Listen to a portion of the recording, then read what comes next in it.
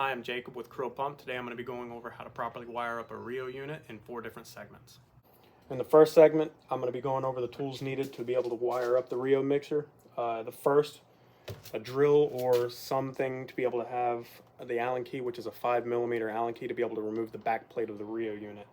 You'll have a magnet tray to be able to hold all the small components of the Rio, a flathead screwdriver, a vise, an adjustable wrench, wire strippers, wire crimpers of your choice, wire cutters, the C1D1 external casing strippers,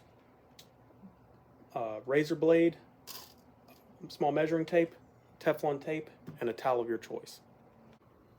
Alright, in the second segment I'm going to be going over the wire prep for the Rios.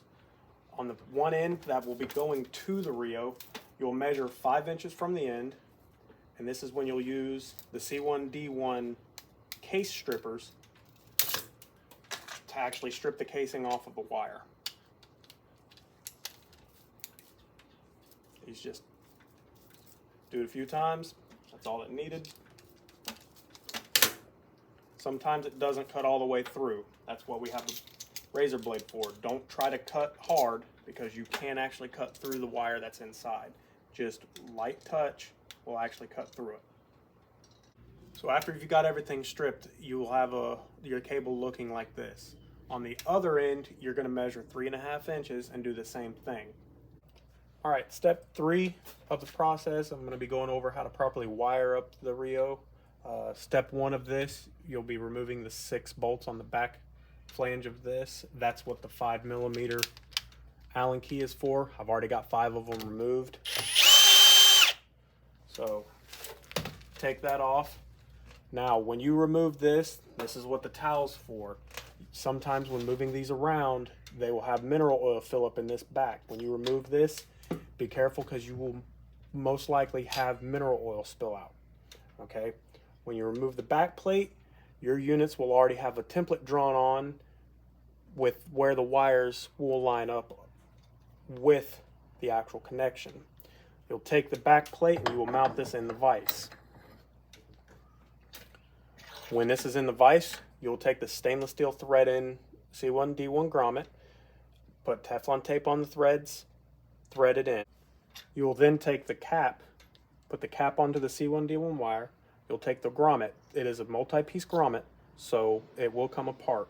You'll put the pieces on. You'll take the end and you will line it up to where it's flush with the end of the C1D1. You'll then take the second piece and it'll slide right back on top. Then you'll take this and slide this in to the threaded grommet. You'll then take the top nut and you'll then tighten it down. You'll then strip the end of the ground wire. You'll crimp on the eyelet. Then you'll use the supplied flathead screw and you'll actually bolt the eyelet down to the area of the plate. So after the ground wire is attached, when you bend everything over and measure it to length to match up to the lines and get it cut, you'll then strip all the wires and crimp on the bullet connectors. The gray goes to the bottom, red is in the middle, and the black is on top on this.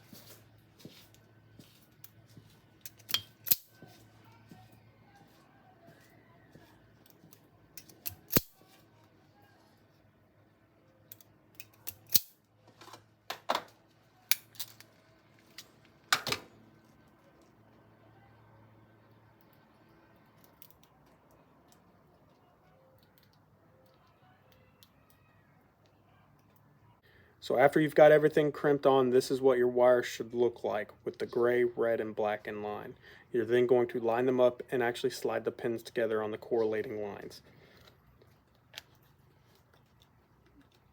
With the little cup that's in here, it can be slightly difficult to get these pins to slide on. The bigger issue afterwards is actually getting them to stay when they're on. So you'll sit there and press on the back to get everything to fit tightly. Just open it up a little bit and check to make sure that the pins actually stayed. You'll then go to the other end to the wires here. These will be black on the bottom, gray in the middle, and brown on top. You'll slide them on And then once you get these slid on, you'll then take the 6 screws, line this back up, making sure, trying not to pinch the 3 wires that are actually open, and then tighten this down. So when you tighten these bolts down, do it in a crossing pattern so that you can actually torque this down flat. These bolts do not have to be extremely tight. The gasket will seal it. You will probably have to make multiple passes because they might loosen up as you finish the first pass. So after you get the Rio unit wired up, we're going to go through and do a meg test. On the meg test, on the other end where you measured and cut the 3.5, you're going to strip the wires back about 1.5 inches to 2 inches. The gray, the red, and the black, you'll twist together to where they make contact. When you do your meg test, you will set it to 500 volts. When you do the test, it should go up to whatever its infinity number is. Every meg tester is going to be different. This one is a 550. So if it goes up to 550, that means that it actually passed the meg test.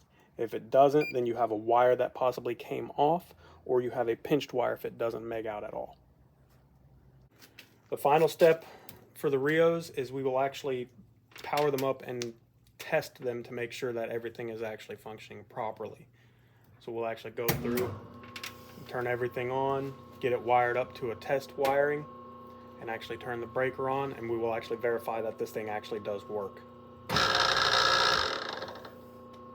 If you go by the steps that I've shown you, you'll be able to properly wire up the Rios and test them before installation. Thank you.